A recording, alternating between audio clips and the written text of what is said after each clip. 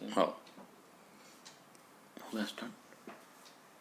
12ویں arts اور science کے عزیز طلباء، آج ہم اردو کی نئی کتاب نئے نصاب کے مطابق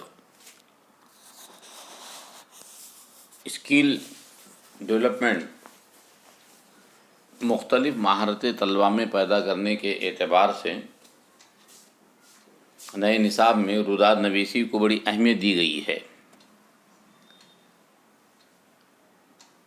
روداد کے معنی ہیں کوئی واقعہ، کوئی محفل، کسی مجلس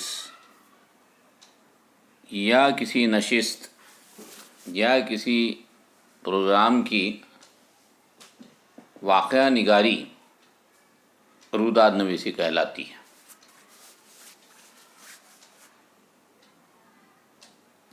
اس کی تمہید کچھ اس طرح ہے عزیز طلباء، اسکولوں اور کالجوں میں تقریری مقابلے، کھیلوں کے مقابلے، ثقافتی تقاریب یا پروگرام منعقد کیے جاتے ہیں۔ اسی طرح سیاسی، سماجی اور مالیاتی اداروں کے پروگرام بھی ہوتے رہتے ہیں۔ پروگرام سے مراد جو بھی جلسے، جلوس، ادب کی محفل، مشاعرے کی محفل، نعت گوئی کی محفل، حمد گوئی کی محفل، قصہ گوئی کی محفل، اشعار کی بیت بازی کی محفل، یا طلباء کے مختلف گروپ بنا کر کوئی پروگرام، کھیل وغیرہ، بہرحال جتنے بھی قسم کے پروگرام ہیں وہ کس طرح ترتیب پائے اس کے واقعے کو بیان کرنا تسلسل سے روداد نویسی کہلاتا ہے۔ ان پروگراموں کے اختتام پر ان کی رودادیں لکھی جاتی ہیں۔ یہ رودادیں مستقبل میں نہایت مفید ثابت ہوتی ہیں، یعنی ان کے ذریعے کسی ہوئے ہوئے جلسے یا پروگرام یا نشست کی معلومات قاری کو حاصل ہوتی ہے۔ ان کے ذریعے قارئین کو منعقد کیے گئے پروگراموں اور تقریروں کی تفصیل معلوم ہوتی ہے۔ اس لیے روداد کی تعریف، اس کی اہمیت، روداد کا خاکہ، روداد نویسی کے اصول، روداد لکھتے وقت برتی جانے والی احتیاطی تدابیر وغیرہ کا علم ہونا ضروری ہے۔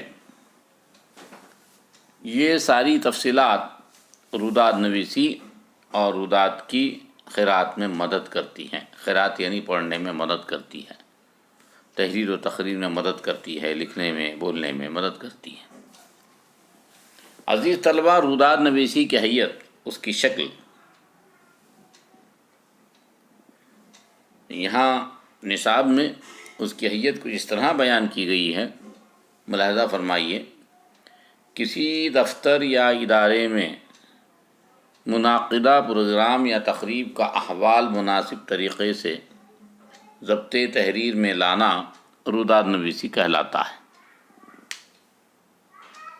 تقریب کی تفصیل لکھتے وقت تقریب کا مقصد، اس کی تاریخ اور وقت، شرکائے جلسہ، کارروائی، اختتام وغیرہ نکات شامل کیے جاتے ہیں۔ عزیز طلباء، اس پر دھیان دیجیے۔ تقریب کی تفصیل لکھتے وقت تقریب کا مقصد، اس کے بعد وہ کون سی تاریخ میں منعقد ہوئی، اس کا وقت، شرکائے جلسہ یعنی اس نشست میں، اس جلسے میں، اس مشاعرے میں، اس پروگرام میں کون کون افراد شریک ہوئے، کون کون سی کارروائیاں رونما ہوئیں، اختتام، اور اس کے بعد وہ کس طرح آغاز سے اختتام تک کیسے پہنچا وغیرہ نکات شامل کیے جاتے ہیں۔ پروگرام کی ابتدا سے لے کر اس کے اختتام تک کی مرحلہ اور مناسب تفصیل رودات میں شامل کی جاتی ہے۔ کسی مسئلے کے متعلق معلومات حاصل کر کے اس کی پیچیدگیوں کا جائزہ لینے کے لیے خاص طور پر اس مسئلے کے حل کے لیے مقرر کیے گئے کمیشن کے احوال کو رودات کہتے ہیں۔ کبھی کبھی سرکاری سطح پر عوام کی کچھ مسائل اور پیچیدگیوں کا جائزہ لینے کے لیے بھی نشستیں مقرر ہوتی ہیں، پروگرام منعقد ہوتے ہیں، جلسے منعقد ہوتے ہیں، محفلیں منعقد ہوتی ہیں، نشستیں لی جاتی ہیں جس میں بڑے بڑے سرکاری عہدیدار شامل ہوتے ہیں، اس کی بھی رودات لکھی جاتی ہے۔ اسی طرح ترقی کی رودات، تفتیشی رودات، کسی کوئی مسئلہ ہو گیا اس کی تفتیش کر رہے، اس کی تحقیقات کر رہے، تحقیقاتی رودات یا تفتیشی رودات۔ معلوماتی رودات بھی ہو سکتی ہیں، تحقیقی رودات، ماہانہ رودات، یعنی کسی مہینے میں کوئی کام دیا گیا ہے اس کا جائزہ، اور سالانہ رودات جیسی مختلف قسم کی روداتیں ہوتی ہیں۔ تقریبات کے احوال اگر تحریری طور پر محفوظ نہ کر لیے جائیں تو اداروں کی ترقی اور ان کے کارآمد نمایاں کی تفصیل حاصل کرنے میں مستقبل میں دشواری ہوتی ہے۔ اس لیے کوئی بھی ادارہ اپنے ماہانہ ریکارڈ، ہفتے واری ریکارڈ، ڈیلی ریکارڈ، سالانہ ریکارڈ اور سالہ سال کے ریکارڈ کو محفوظ رکھتا ہے اور اس کی رودات لکھی جاتی ہے۔ اداروں کی رودات، مدرسوں کی رودات، دفاتر کی رودات، فلاحی اداروں کی رودات۔ اس دشواری سے بچنے کے لیے رودات کو ضبط تحریر میں لانا بے حد ضروری ہو جاتا ہے۔ تو عزیز طلباء، رودات کی اہمیت آپ نے سمجھیں۔ آئندہ زمانے کی منصوبہ بندی کے لیے بھی رودات مفید ثابت ہو سکتی ہے، یعنی گزشتہ سال ہم نے کون سے کام کیے تھے اور آنے والے سال ہم کون سے اچھے کام کرنے والے ہیں، جائزہ لے کر ہم اس کو ترتیب دے سکتے ہیں۔ مختلف اداروں، چھوٹی بڑی صنعتوں اور گرام پنچایت سے لے کر میونسپلٹی، کارپوریشن تک میں ہوئے عملی اقدامات اور تبدیلیوں کی صداقت کو جانچنے کے لیے ان کی رودات کی ضرورت پیش آتی ہے۔ برقی دفاتر، الیکٹریسٹی کے دفاتر، محکمہ ایس ٹی کارپوریشن، محکمہ ریلوے، محکمہ پی ڈبلیو ڈی، محکمہ آب رسانی، محکمہ صحت عامہ، محکمہ رشوت ستانی۔ کسی مسئلے کے متعلق مناسب فیصلے کے لیے عوامی مقام پر کسی نہایت اہم منصوبے یا سند کو جاری کرنا ہو تو اولاً ان کی رودات جمع کرنی ہوتی ہے۔ عزیز طلباء، رودات اصل میں کسی کی رپورٹ، مکمل جائزاتی، مکمل تفصیلی رپورٹ رودات کہلاتی ہے۔ اب عزیز طلباء، ہم تمہید کے بعد ہم نے حیت دیکھی، رودات کا خاکہ دیکھیں گے۔ رودات دراصل جس واقعے کے احوال قلم بند کرنے ہوتے ہیں انہی کی بنیاد پر رودات کا خاکہ تیار کیا جاتا ہے۔ کسی ادارے کے عملی میدان اور مقاصد کے مطابق رودات کے نکات تبدیل ہوتے ہیں۔ کسی کالج کے تقریری مقابلے، کسی اسکول کے کھیل کے مقابلے، بیت بازی کے مقابلے، تقریری مقابلے، تحریری مقابلے، کھیل کود کے مقابلے، اول دوم سومانے کے مقابلے، مختلف قسم کے مقابلے اسکول اور کالجوں میں بھی ہم دیکھتے ہیں، ان کی بھی رودات لکھی جاتی ہے کہ مقابلے کے احوال، جو کچھ پروگرام میں منعقد کیا گیا اس کی احوال، اس کی رودات، اس کی رپورٹ رودات میں فرق ہو سکتا ہے، کیونکہ کھیل کود اور تقریر کے مقابلے کی نوعیت دونوں جدا جدا ہوتی ہیں۔ اب موضوع اور معنویت کے اعتبار سے، جلسے کے مقصد کے اعتبار سے تقریر مقابلے کی نوعیت الگ ہوئی اور کھیل کود کے مقابلے کی نوعیت میں کچھ فرق ہوتا ہے۔ موضوع کی مناسبت سے رودات کی تحریر ان کے مراحل، ان کی اکائیاں، ان کے جزوی موضوعات یعنی side headings step by step آنے والے، ان کے مدارج وغیرہ میں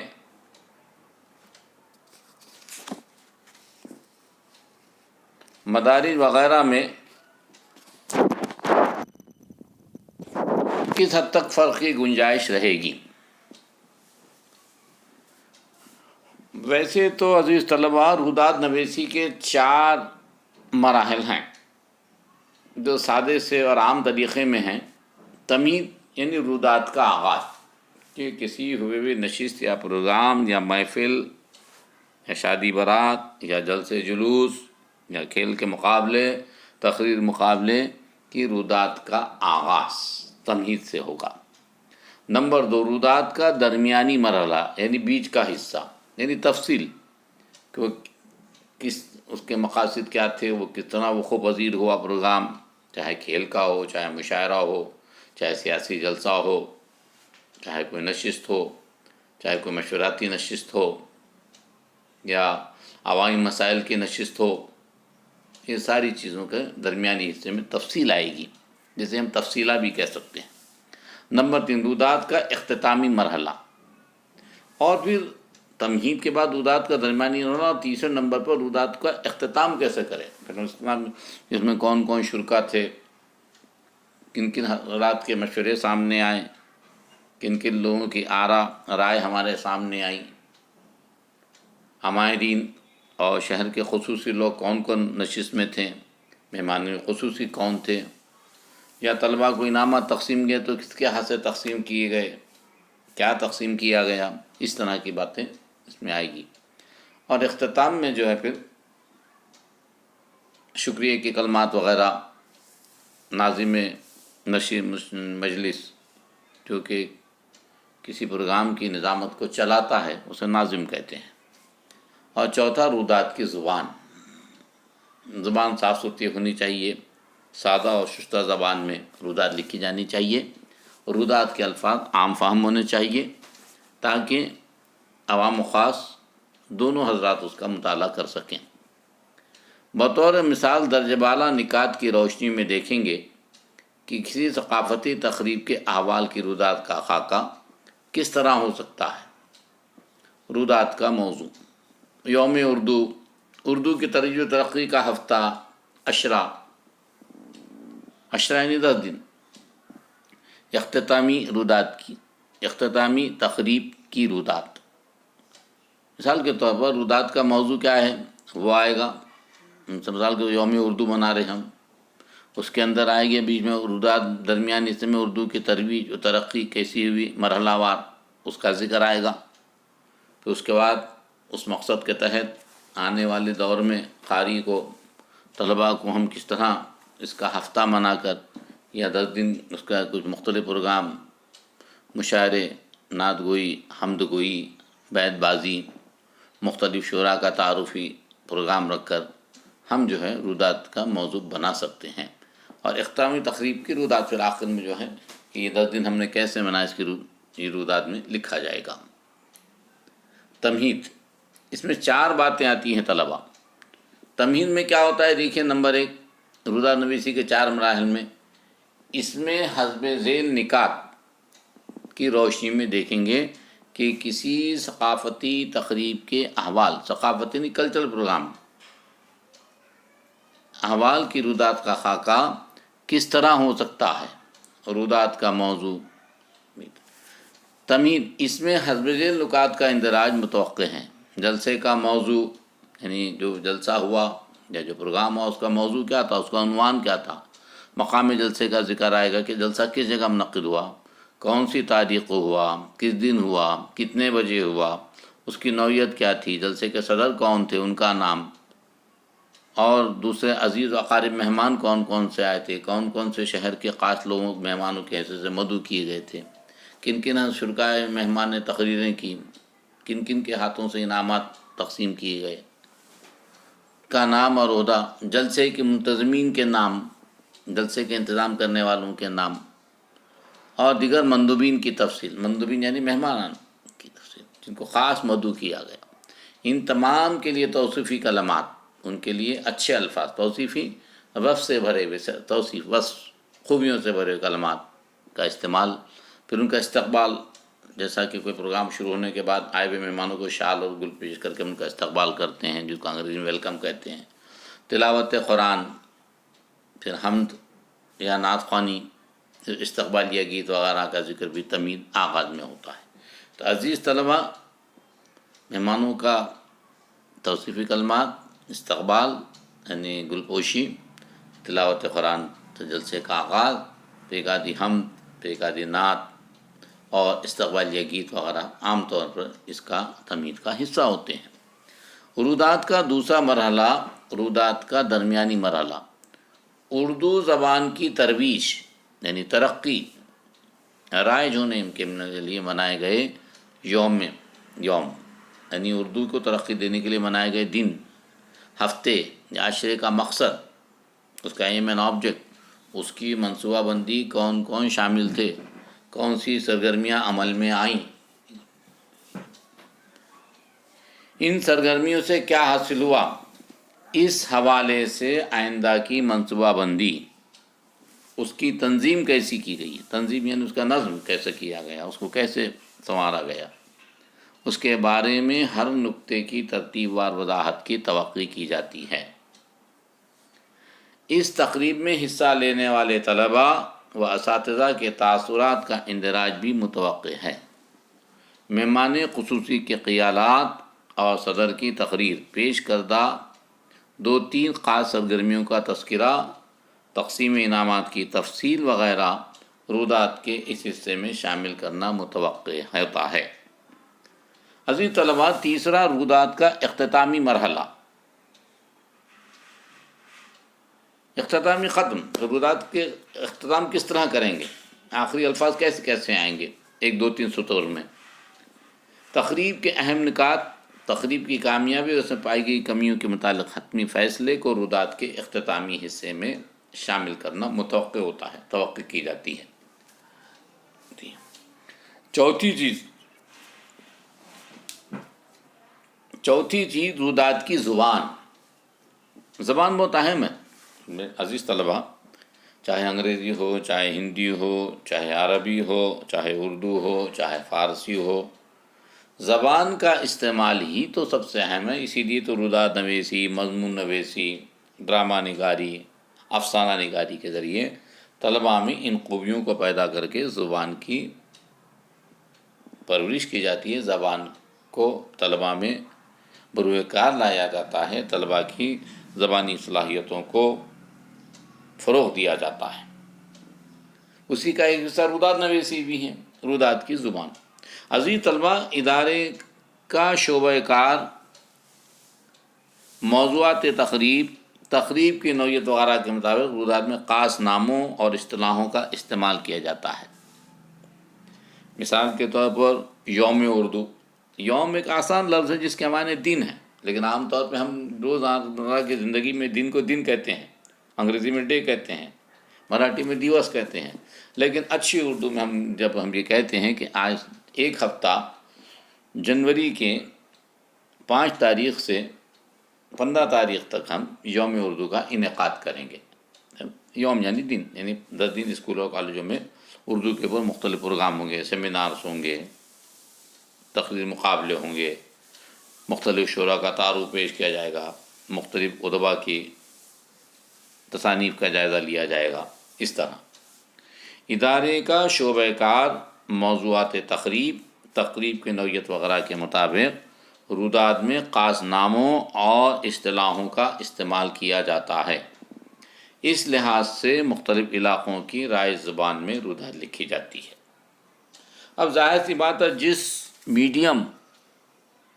جس زبان سے طلباء تعلیم حاصل کر رہے ہیں، جس مقام کے جس علاقے میں جو زبان بولی جاتی ہے، رودات اسی میں لکھی جائے تو زیادہ بہتر ہے، تاکہ وہاں کے قاری، وہاں کے رہنے والے عوام، وہاں کا معاشرہ، وہاں کا سماج اس کو سمجھ سکے۔ اس لیے زبان کی بڑی اہمیت ہے۔ اس لحاظ سے مختلف علاقوں کی رائج، یعنی جو زبان جس علاقے میں رائج ہیں، جس علاقے میں اس کا رواج ہے، اسی میں رودات لکھی جائے تو زیادہ بہتر ہوگا، تاکہ وہاں کے قاری اس کو اچھی طریقے سے سمجھ سکیں۔ عزیز طلباء، روداد نویسی نئے نصاب کا بہت اہم حصہ تھا۔ اس سبق کا ہم نے آج نصف حصہ مطالعہ کیے، جس میں ہم نے کیا کیا دیکھیں؟ تمہید، حیت، روداد کی حیت کیا ہے شکل، روداد کا خاکہ کیسے ہونا چاہیے، روداد نویسی کے 4 مراحل دیکھے ہم نے۔